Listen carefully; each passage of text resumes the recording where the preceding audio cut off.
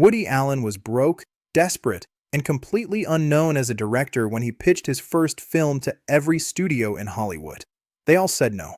Then a tiny independent company offered him $15,000 to make a movie about anything he wanted. The result was Take the Money and Run, a film so cheap they couldn't afford proper sound equipment and had to dub every line in post-production. But before we dive into this story, if you enjoy untold moments from cinema history, hit that subscribe button and stay with us. It was September 12, 1968. A humid, oppressive Tuesday afternoon in Manhattan's increasingly expensive Midtown district. Woody Allen sat in a cramped, windowless office on West 57th Street, staring at what had become a depressingly familiar sight. A thick stack of rejection letters from every major studio in Hollywood, each bearing the letterheads of companies that controlled American cinema. Paramount Pictures, Metro-Goldwyn-Mayer, Warner Brothers, Columbia Pictures, 20th Century Fox, Universal Studios. They had all passed on his meticulously crafted screenplay for Take the Money and Run with essentially the same dismissive message, delivered in the polite but devastating language of corporate entertainment. Not commercial enough, too weird for mainstream audiences, lacks bankable star power, no clear target demographic. At 32 years old, Woody had achieved moderate success as a television comedy writer for shows like The Tonight Show and What's New Pussycat, and as a stand-up comedian performing in Manhattan's sophisticated nightclub circuit. But he harbored much larger artistic ambitions that extended far beyond the limitations of television writing and live performance. He desperately wanted to direct feature films, to exercise complete creative control over substantial artistic projects, to make the kind of sophisticated, intellectually challenging comedy that treated audiences like intelligent adults rather than children seeking simple, mindless entertainment after a hard day's work. The screenplay he'd spent months developing and refining was completely unlike anything being produced by major Hollywood studios in 1968. It was structured as a fake documentary about Virgil Starquel, supposedly the most incompetent criminal in American history, told through a combination of mock interviews with family members and law enforcement officials, fabricated archival footage, and deadpan documentary narration that treated completely absurd criminal exploits with absolute seriousness. The creative concept was directly inspired by Woody's passionate admiration for innovative European filmmakers like Federico Fellini and Ingmar Bergman, directors who consistently used experimental narrative techniques and unconventional storytelling approaches to explore complex human psychology through the sophisticated artistic medium of cinema. But instead of creating European-style art house drama that examined existential themes through symbolic imagery and psychological realism, Woody wanted to apply those same experimental filmmaking techniques to pure comedy, creating something that would be simultaneously intellectually sophisticated and genuinely hilarious for audiences seeking both entertainment and artistic challenge. Every single studio executive who had bothered to read his unconventional screenplay had essentially the same reaction.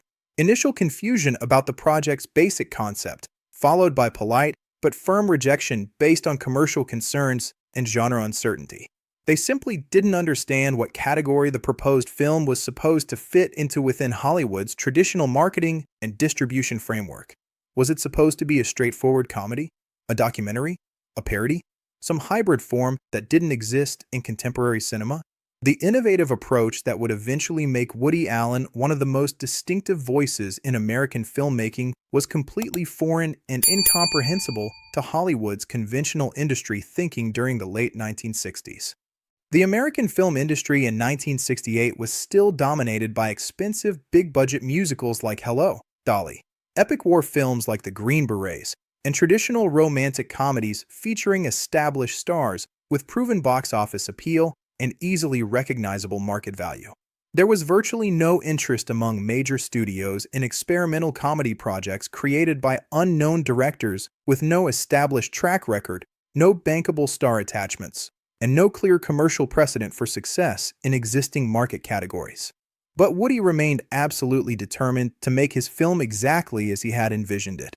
Even if achieving that goal meant working completely outside the traditional studio system that controlled most American film production, distribution, and marketing during that period. He began systematically approaching smaller, independent production companies, private investors with entertainment industry connections, and essentially anyone willing to listen to his unconventional pitch and consider supporting an artistic project that major studios had unanimously rejected. The crucial breakthrough came through an unexpected and circuitous professional connection.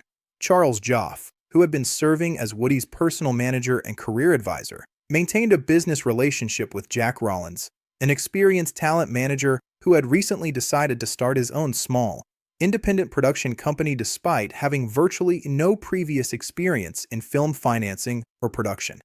Rollins and Joff Productions was essentially two enthusiastic guys operating out of a modest Manhattan office with minimal capital but substantial dreams about supporting risky, creative projects that more established companies wouldn't consider financially viable or artistically worthwhile.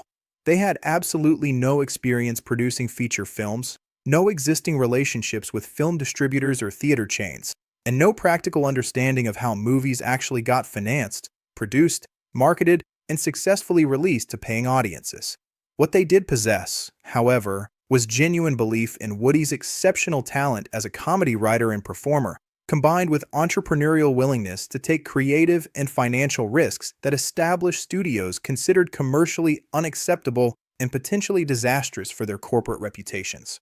After several lengthy meetings and complex negotiations involving lawyers, agents, and financial advisors, they offered Woody exactly $15,000 to write, direct, and star and take the money and run, giving him complete creative control over every aspect of the production process. It was an absurdly small budget even by the modest standards of 1968 independent filmmaking, significantly less than most major studios routinely spent on catering services for their big-budget productions, and roughly equivalent to what established directors might spend on a single elaborate set or costume design. But the financial arrangement came with something far more valuable than money for someone with Woody's artistic temperament and creative ambitions. Absolutely complete creative freedom to make the film exactly as he wanted without any studio interference, executive script changes, or corporate oversight that might compromise his artistic vision. For someone who had spent several frustrating years having his television comedy writing extensively edited and frequently compromised by network executives who didn't understand or appreciate his sophisticated humor, this level of creative autonomy was genuinely worth more than a substantially larger budget that would have come with restrictive corporate control and creative limitations. The extremely tight budget meant that every single aspect of the production process had to be approached with maximum creativity and economic efficiency.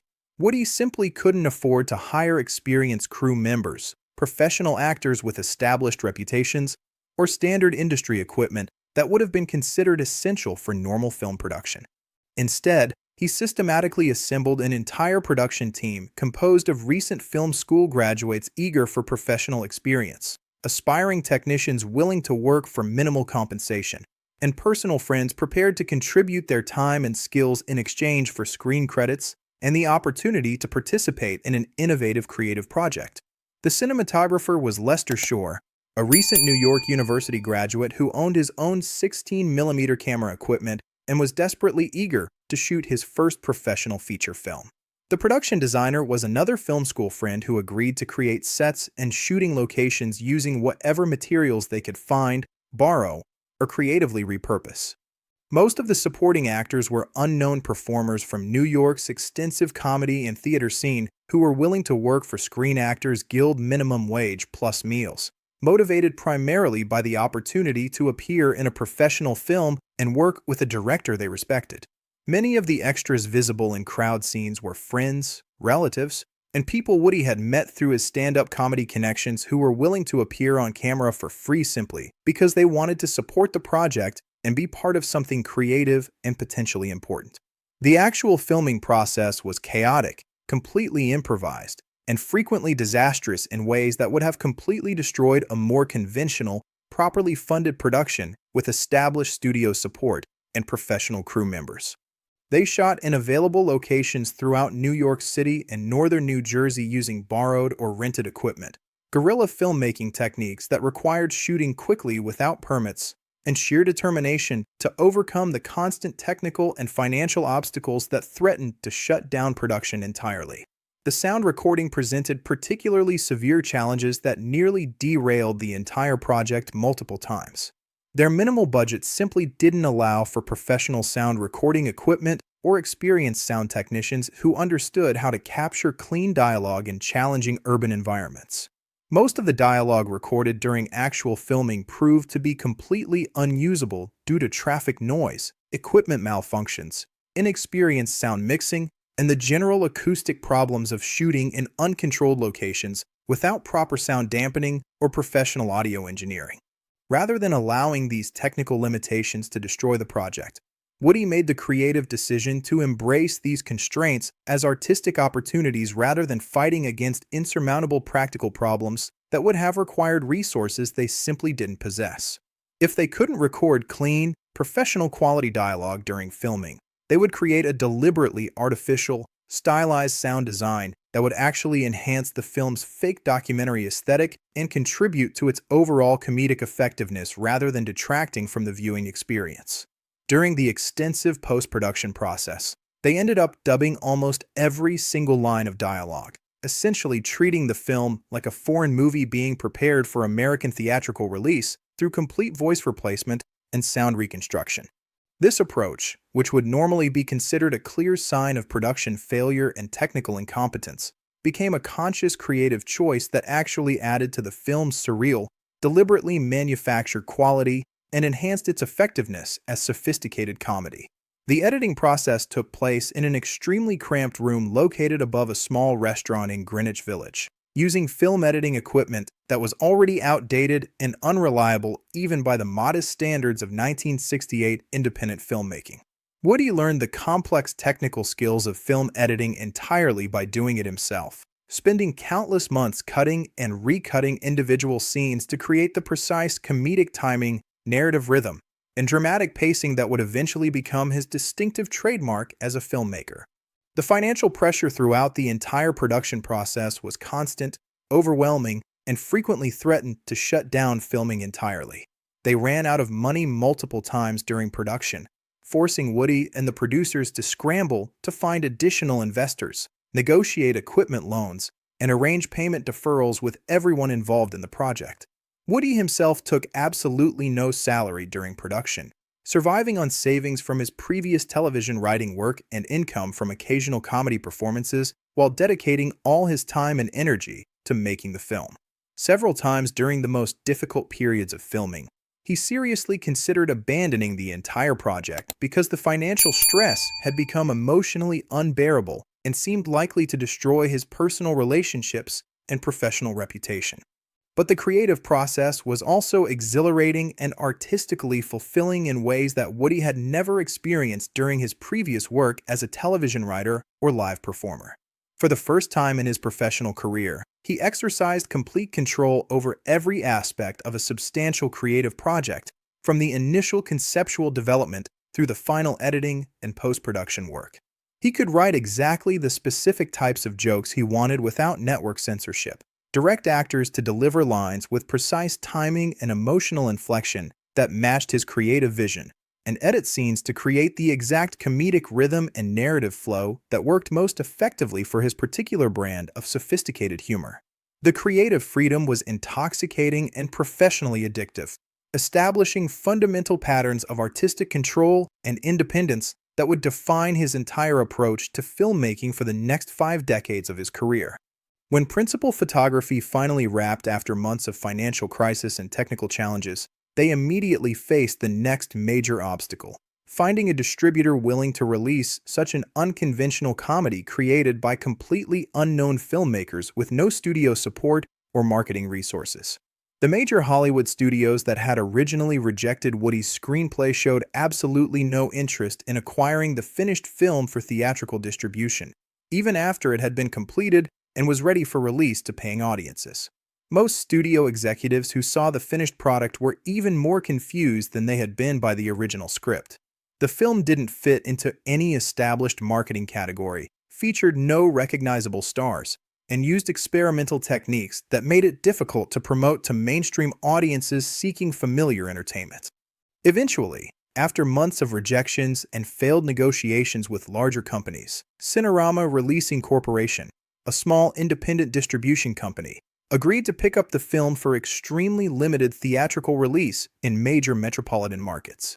Cinerama had no real understanding of what they had acquired and virtually no experience marketing experimental comedy to sophisticated urban audiences. They approached the film's promotion as if it were conventional slapstick comedy rather than the sophisticated parody and innovative satire that Woody had actually created.